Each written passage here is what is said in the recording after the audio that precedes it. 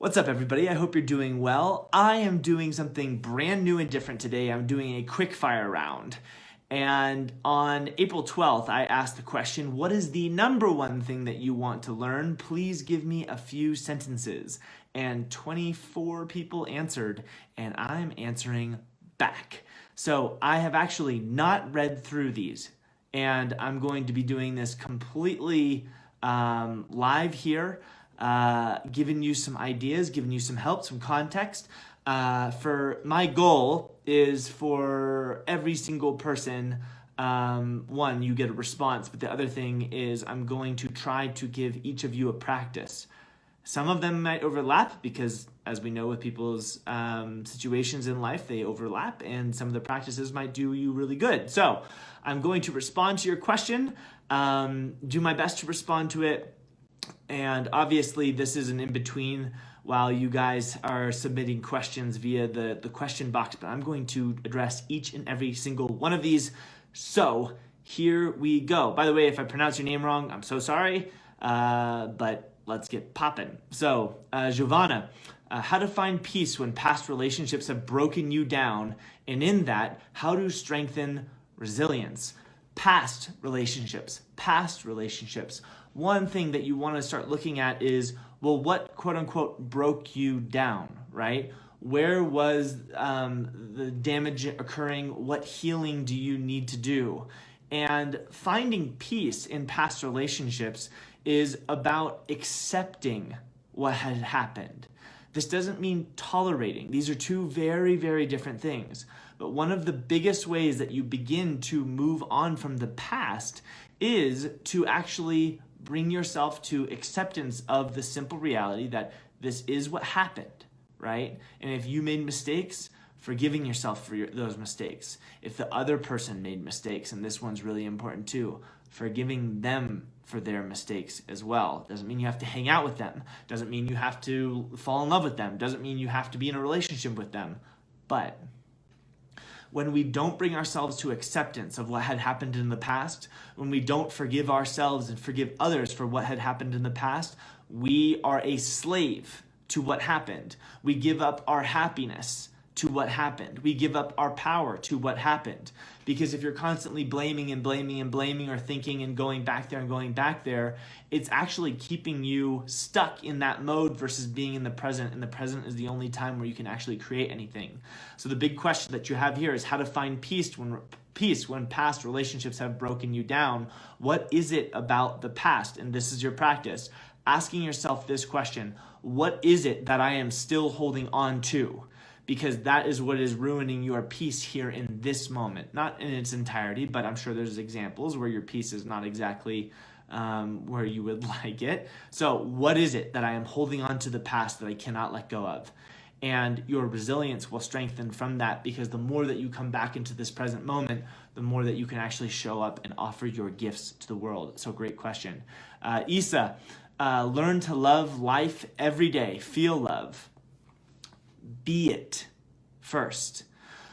One of the things in the great stories that I always love when these types of questions come up is what we often do in life is we stand by the fireplace without having put wood in it and without putting any energy and fire into it. And we want warmth, right? We're looking for this love, but we're not first being it.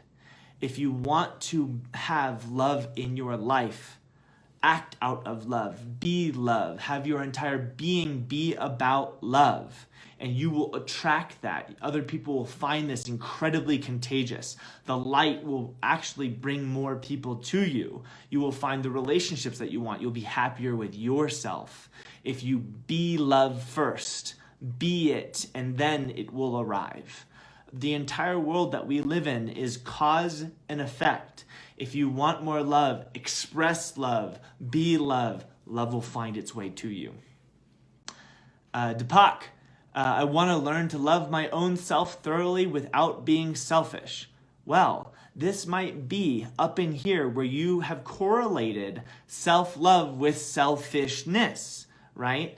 Like I gave the example in the video the other day, the tree outside, I've got all these trees outside, the tree outside that takes water from the ground and nutrients from the ground is not selfish by doing that. It's just doing what trees do, and they need it to grow. And the rest of the part is the entire community, the entire environment benefits from the tree taking water from the ground.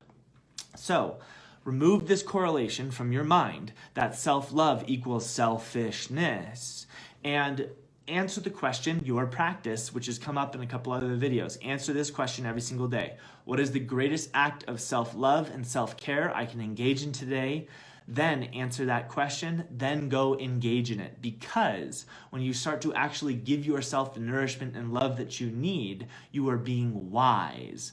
If you think it's selfishness that's making that happen, this is your inner critic trying to make you not engage in things that are good for you. Be careful of that. Michelle, I want to feel that I'm enough and that I don't need anyone to have a happy life, although I love to share my life with someone. Michelle, make the distinction. You want people in your life, right? However, you don't have this panicky or anxious sense of need to have them in your life. When we move into this place of need, we believe that there is a hole somewhere in us that has to be filled with someone else.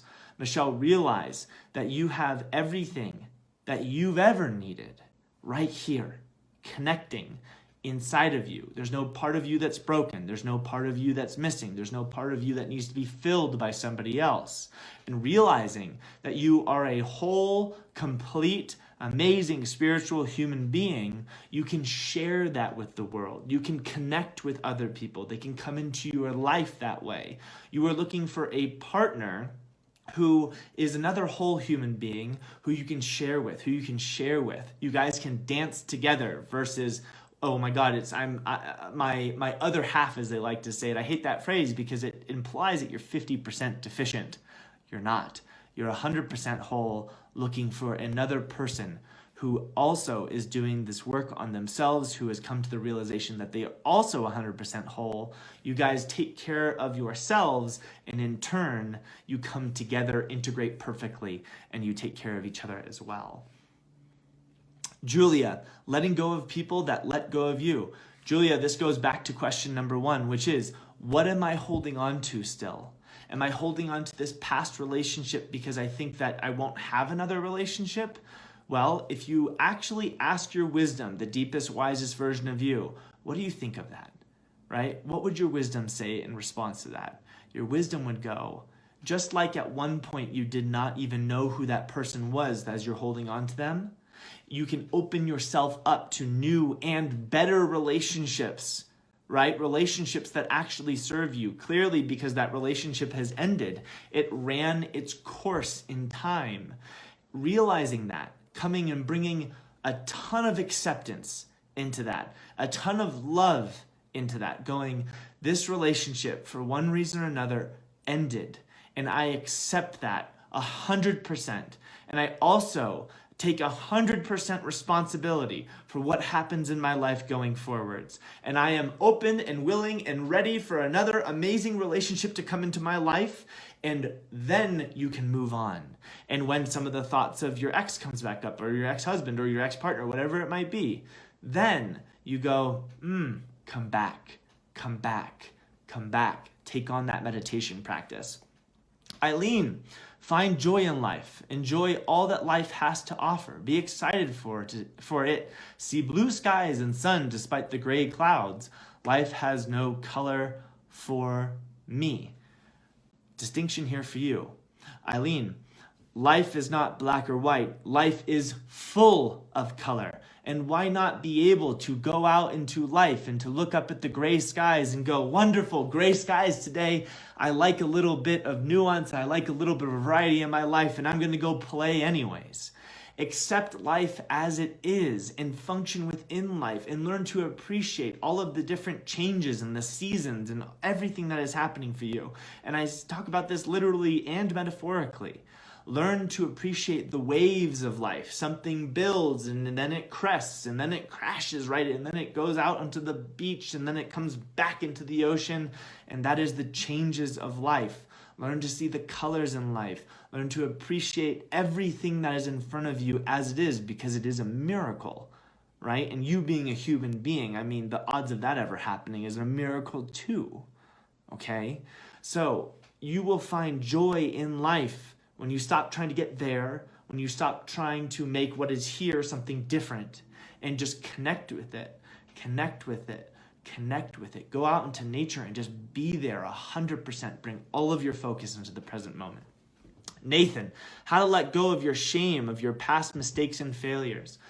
Nathan, you were not born on this planet with all of the information of the world of how to make 100% right decisions. As a human being, part of the process for you, part of the path for you, is actually going to be making mistakes. And the way that you can turn your failures and your mistakes into something that is actually much more constructive is to look at that failure, now knowing who you are and now being an understanding person and a wise person, understanding what you know now, and going, what can I learn from this? Can I accept this, that this happened? Yes, full acceptance. Can I learn from this situation? Can I turn something that was bad and turn it into gold, something that is wisdom? When we face our mistakes, when we face our problems, when we face our failures with compassion, we turn a negative into a positive, and then that positive becomes wisdom, and then we use this wisdom not only for ourselves, but we can disseminate it upon others too. So Nathan, your practice is to look at the past and look at your past mistakes and go, what can I learn from this? How can I become wiser from this? That's your practice. Tiana, to let myself fail and not let it consume me. Same thing, Tiana, which is you are learning. And let go of this concept in your mind of always trying to look good or never trying to look bad. You're going to make mistakes. But if you stay within the circle all the time because you're scared of going outside of the circle, you will absolutely limit yourself in what was possible for you. Go out into the world and actually take on a new mindset that I want to make mistakes. I want to have failures because these are things that help me learn. These are things that help me learn which direction to not go.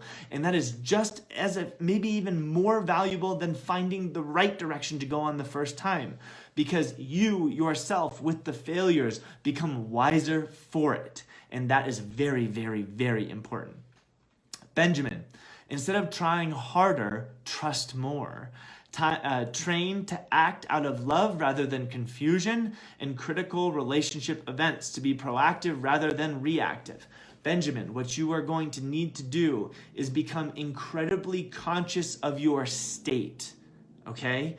You have identified, and this is wonderful, that you act sometimes out of confusion rather than love, to be reactive rather than proactive. This is wonderful. The next step for you, watch this mind training video, the next step for you is to be very aware of your current state of your emotion. What is happening for me right now? Am I being anxious? Okay, I do not want to make decisions out of anxiety. So I'm going to breathe, I'm going to settle, and I'm going to bring in something else. Rather than being reactive, I am going to bring in being proactive.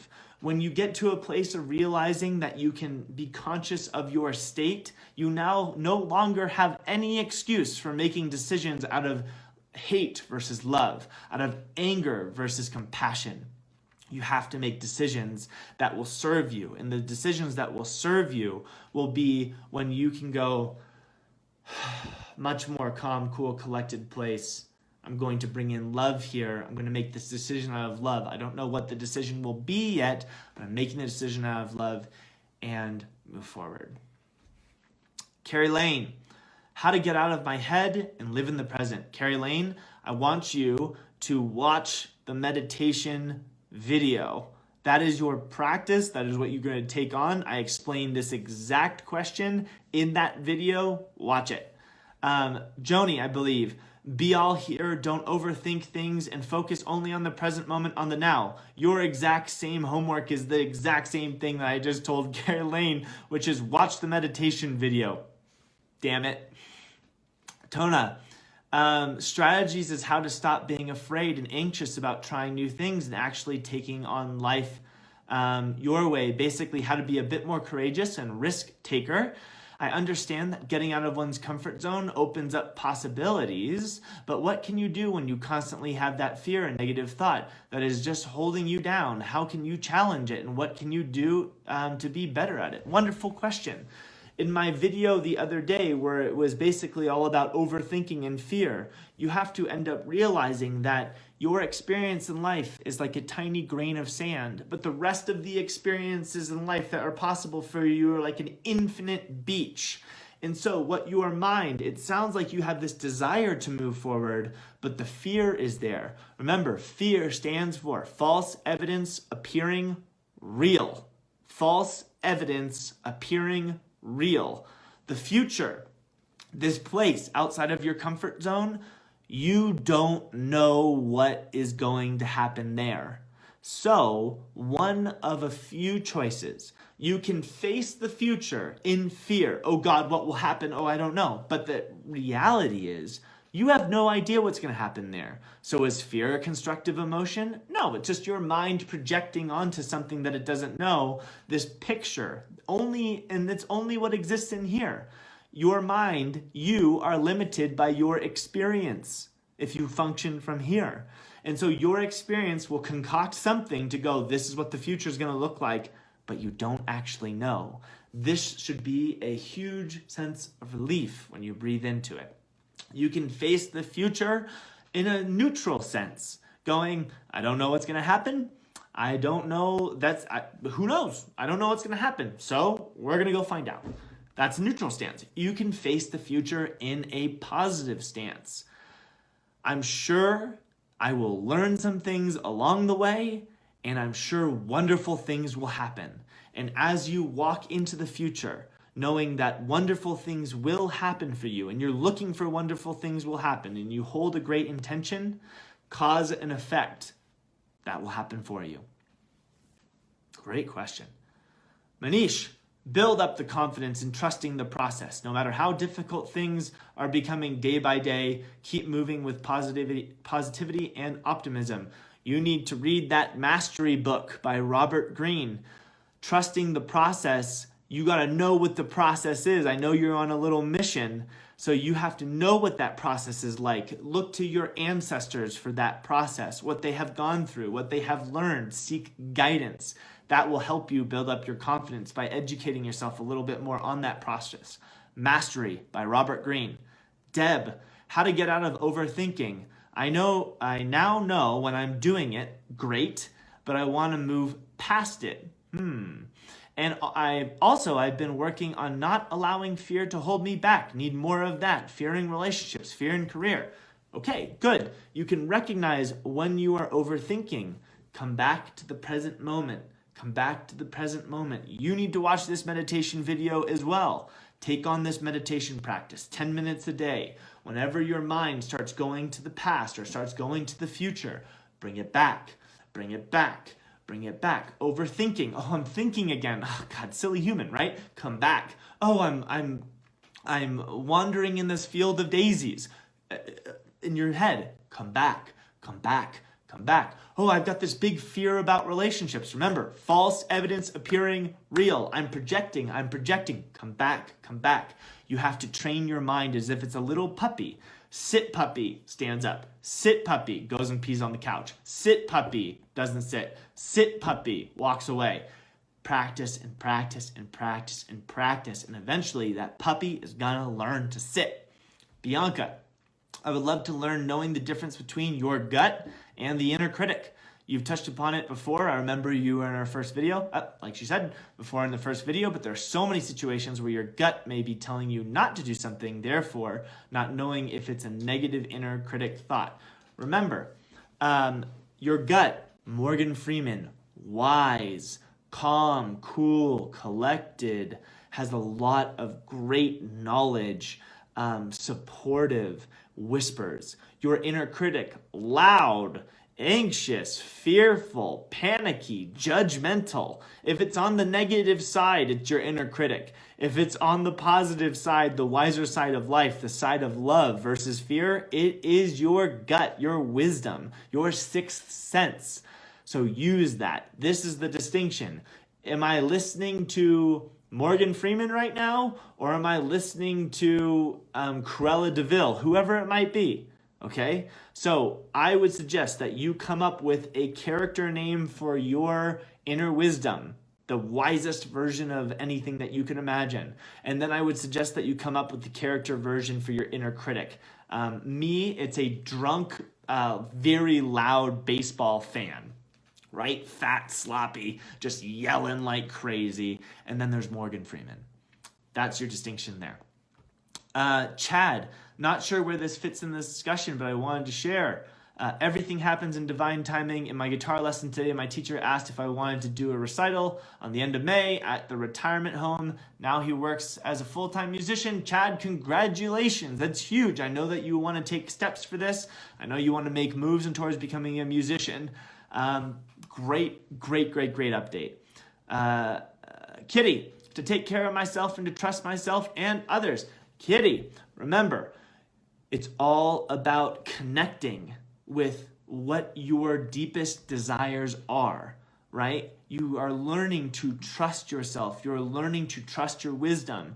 You are learning to go to the brighter, the lighter side of the tree, the side of love versus this darker side of the tree, which is the side of fear. When you can get to that place, you will inherently know, this is what I need. This is what I have to do. And that trust comes right along with it. Great question.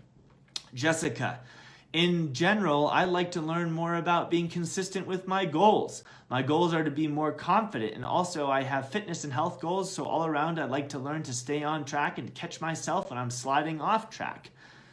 One of the things that I'm going to be doing in an upcoming masterclass video is actually going very deep into goal coaching. I think this would help a ton of people, and it seems like what you guys are interested in. The first thing that I would do is I would actually get very, very, very clear on what your end goal is. And then, as I did in the a past video, I want you to create milestones working from the end goal to the beginning. And then I want you to fill in some of the little tiny steps in between those big milestones. And then I want you to get to a place where you can go, if I do this, every single day, I will be successful. When you can do that, you look at the big mountain and you little chips all the way up the mountain, and you have your little milestones. Yes, I'm a quarter way up. Yes, I'm halfway up. Yes, I'm 3/4 of the way up. Yes, I made it to the top of the mountain. But you have to know the process. You have to know what you need to do every single day in order to make that end goal successful. And my biggest tip for you as a practice is write it down on a sheet of paper. Every single day, I write down my tasks, things that I have to do. And I have a little note card. This isn't it, but I have a little note card. And on the other side of the note card are the 10, 15 things I have to do every single day to become incredibly successful on my long-term vision. So keep that in mind. Anish, I would like to learn how to be happy again, how to cope with the difficulties and keep going, keep the balance of life going. Anish, great question. What is it that is making you unhappy? What is causing some of this unhappiness? Without actually knowing what those things are, you can't actually begin to work to heal the problem. So I'd be really interested in knowing that. I need a little follow-up from you. Emma, have you ever heard of the term zone of genius? I might. From Guy Hendricks. No, not yet. It is the clarity of purpose and intent, creative flow, trust, and co-creative oneness with the source. Yes, I have heard of this. I've been accessing it more and more lately and would like to stay in it. So I'm clearing out a lot of energetic clutter and people that I don't need to have around doubting or judging what I do, disbelieving what I'm capable of, etc. I'm committing to staying in this zone. Honoring this commitment is the number one thing I think I'm focused on learning at the moment. That's wonderful. I don't know if there's really much of a question here, but what I can tell you is don't forget to put your feet back on the ground. There are, and this is balance for you, this is time for very, very, very hard focus, and there are times for soft focus and enjoyment and just playing. But hard focus, soft focus, make sure that you have the capacity as you are doing this to honor both. And last but not least, Kevin. Kevin, more security in myself, quit overthinking everything, know that the past is the past. I can't control the future, you're right, and enjoy where I am instead of worrying about what could go wrong. Kevin, you need to watch the meditation video. You need to take on this 10-minute-a-day meditation practice and allow yourself to bring yourself back, bring yourself back, bring yourself back. The fact that you just wrote overthinking means that you need to learn how to train the puppy mind, right? Sit, sit, sit, sit. Eventually it will learn to start sitting, and it will not be distracted by every single thing going on in this very distracting world. Ladies and gentlemen, that is all the questions. And that was a fun little round, I think, right? So fun, fun, fun.